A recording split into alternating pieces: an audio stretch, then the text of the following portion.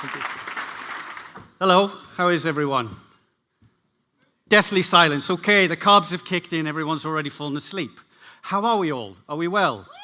Yeah, right on. Okay, excellent. I love the scream at the front. It's really funny, I lived in Australia for 12 years, so to see a large kangaroo coming towards me, that happy, was quite a wonderful thing to start the day with. So, the science of what makes us tick. What are we going to talk about? So, Sherpa People Systems are passionate about you guys, the human beings behind the technology, and looking after yourselves. So what I'm here to explain at the macro level, the big picture level, is these are the things that make us tick. But then I'm going to end with something practical. These are the small things you can do every day to make sure that you're looking after yourself. Is that okay? Sound cool? Yes. Okay. All right. I'll take that as a yes. So I just want to get started by looking at where we're at right now. So this is kind of a little bit about the landscape of where things are at right now. We've got, in the UK, 20 million Britons who are physically inactive. That was a story in the BBC quite recently. Depression is now tops the list of the causes of ill health globally. It's interesting, huh? And now, this is a good one. This is from our friends at Gallup. Worldwide, only 13% of employees are engaged at work. That means 87% of employees are neutral, disengaged, or actively disengaged. And actively disengaged means that they're so unhappy, they're outside in the car park letting the manager's tires down. Okay? So, stress. 77% of people regularly experience physical symptoms caused by stress, and 76% cited money and work as the main causes. Now, this is very recent. This is only last month, I think. 1 in 3 sick notes in the UK were for mental health issues. The most recent thing that I've seen around this area was a study of 10,000 teenage girls in the UK, found 1 in 4 were showing signs of depression. So, my question is, how many people in the room are under the age of 30? It's okay, you can admit it, it's all right, good. All right, so you are the most stressed generation, according to the American Psychological Association. You have the highest rates of depression, 19%, and have the highest rates of anxiety disorders, about 12%. Now, when I showed this slide last week, a guy in the audience went, yeah, hey, we win. So clearly you're also one of the most competitive generations as well, so that's good. So although this topic can be a bit heavy sometimes, I would just ask you, brothers and sisters, to just come with me, okay? And we'll try and make it a positive experience. Now, what are some of the drivers of why we're struggling? Now, I could probably spend a couple of hours just on this, but I have 25 minutes, so I'm going to highlight a couple of big ones. The first one is what I call the war on sleep. So the war on sleep basically is in 1942, we were averaging about 8 hours sleep, and right now we're averaging about 6.5 hours sleep. Now, I am sure many of you have read some of the research of what happens when we're not getting enough sleep. So again, Oxford University quite recently showed that within 3 days of reducing your sleep from 8 hours to 4 hours, all of the sort of, positive indicators start going down within 3 days, and all of the negative indicators, your level of stress, your kind of emotional balance, all of those negative indicators start going up within 3 days. Now, another one. Forgive me if there's anyone here from Facebook, probably isn't. Social media use. So this is a study from the Harvard Business Review that long-term use of Facebook actually makes you feel worse.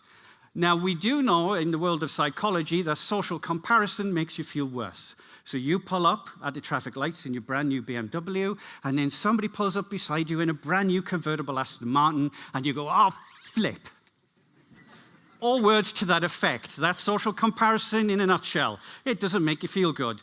What we don't know is there are other things in social media that also sort of impact that sense of ill-being rather than well-being. Now, multitasking. Hands up. When people are working in a room, have you got Slack running while you're working? Yeah? Put your phones next to your screens. Keep your hands raised. We're all in it together. Lovely. Email, instant messaging. Okay, here's the deal. we actually don't multitask. We task switch.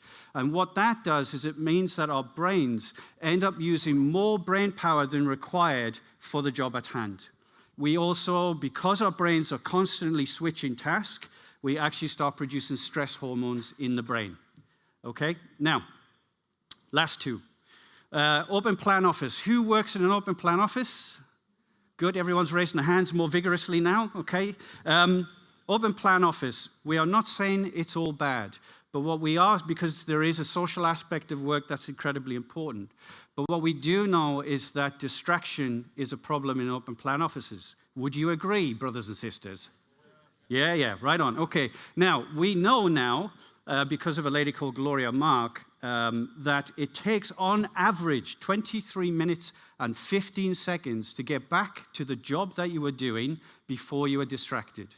And what you subconsciously do is you speed up, and once again, you start getting stressed.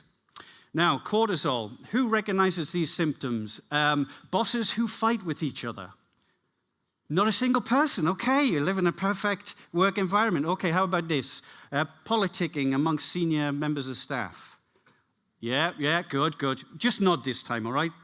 Okay, what about teams not sharing? Power bases being formed. Yes, okay, there's some giggles. Yes, I have been to your company. No. So what's running the game? Cortisol. And really, that neurochemical is there when we're fearful. So if I jumped off this wonderful stage and said, what's your name, sir? Rainer. And would you like to come up and finish my presentation for me?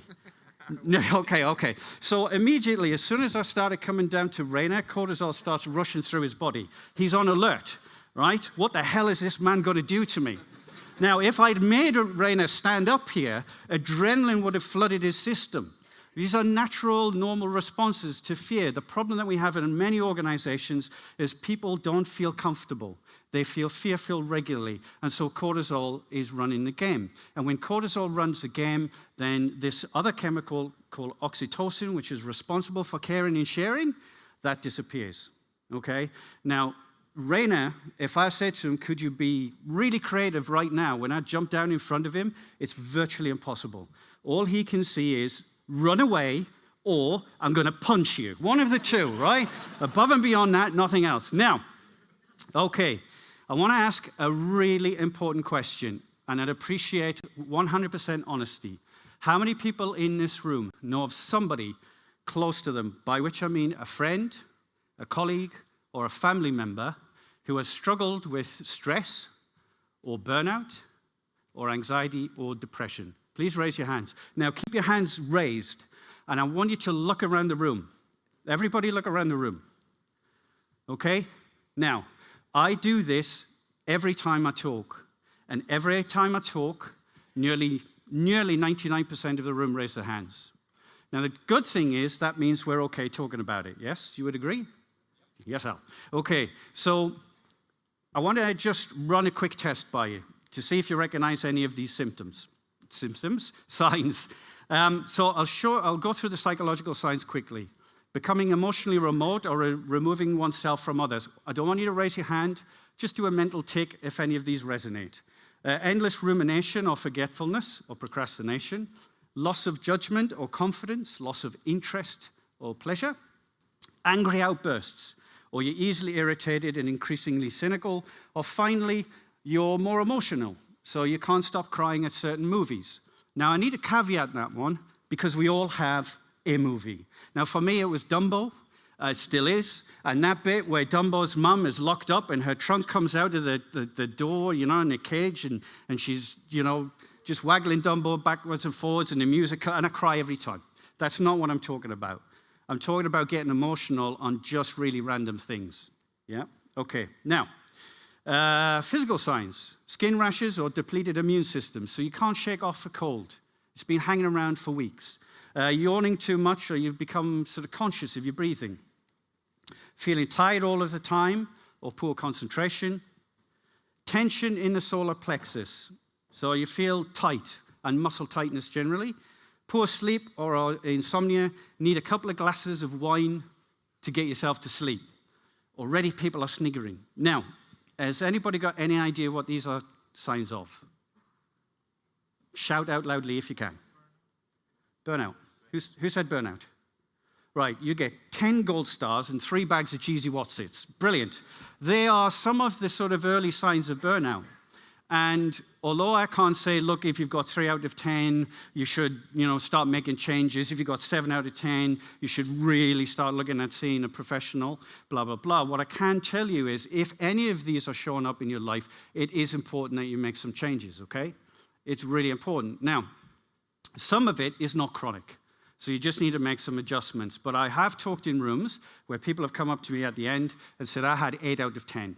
And if you've got 8 out of 10, then please go and seek professional help. Now, at this point, everybody's looking thoroughly miserable.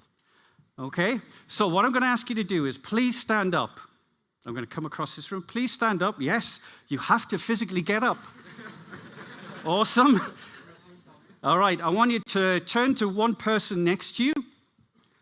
I want you to look at them straight in the eye and say with all passion and conviction, I love you more than any potato.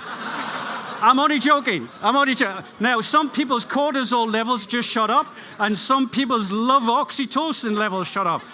You don't have to say that. Just talk about one thing that you either knew and was reaffirmed, or one thing that you've just learned. We'll just do that for 2 minutes. Just talk to that person now about one thing you've learned, or one thing that you go, hold on a sec, I didn't know that.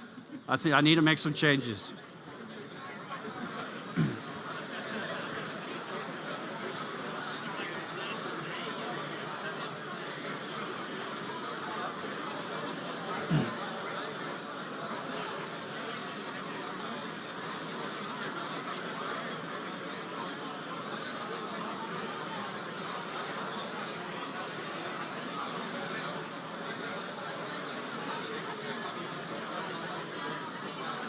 Okay. All right. Brothers and sisters of the Angular world, we'll pause there. You can now sit down. There are no accidents as to why I asked you to stand up.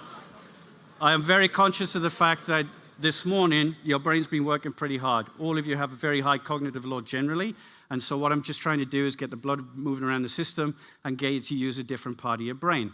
So we come to the sort of positive side of this brief talk, which is what is it that really makes human beings tick? And you kind of probably want to write this down, otherwise we'll share these slides. And by all means, come and ask me questions. I'll be around for the 2 days, and I'll be just there. Wherever there is tea, then there you will find me. So let's go. E. E stands for engagement or flow, the science of flow. Many of you, because of the nature of your work, where you're fully immersed, like modern craftspeople, is actually really good for your health. So this idea of being fully in flow, fully focused, is really good for your health. M, meaning and purpose. This morning somebody said that just building cool stuff is really that's really what we love. That's actually what gives you a sense of meaning. Okay? And if you can overlay that with, hey, I'm building cool stuff that actually positively impacts the world, and that's meaningful to me, then you don't need to be motivated. We are meaning and purpose-seeking machines. P stands for positive emotion. The science around the impacts of positive emotion is unequivocal, but all of you have all seen what negative emotion does. Now we're starting to learn just how powerful positive emotion is and what it does to us, individually and collectively. Okay, O, others matter, relationships. There is a raft of science about how important relationships are to our well-being. That's why Gallup has one question that says, I have a best friend at work. The reason they have that question is they know that if somebody answers yes, their well-being is higher, their engagement is higher, and so on and so forth. W, wisdom or mastery. The reason why many of you are here is because you're learning stuff, right? You're growing your skills. And even right now, you're learning something about yourself. Okay, that process goes on forever until they put you in a pine box. Or if you're a cheap person, a cardboard box. So that process goes on until the day you die. And it's an innately important process to us all. E, the one that usually gets people rolling their eyes, exercise. You are designed to move 12 miles a day, lovely people, and most of us, all of us really, in this room, usually are sat on our bums.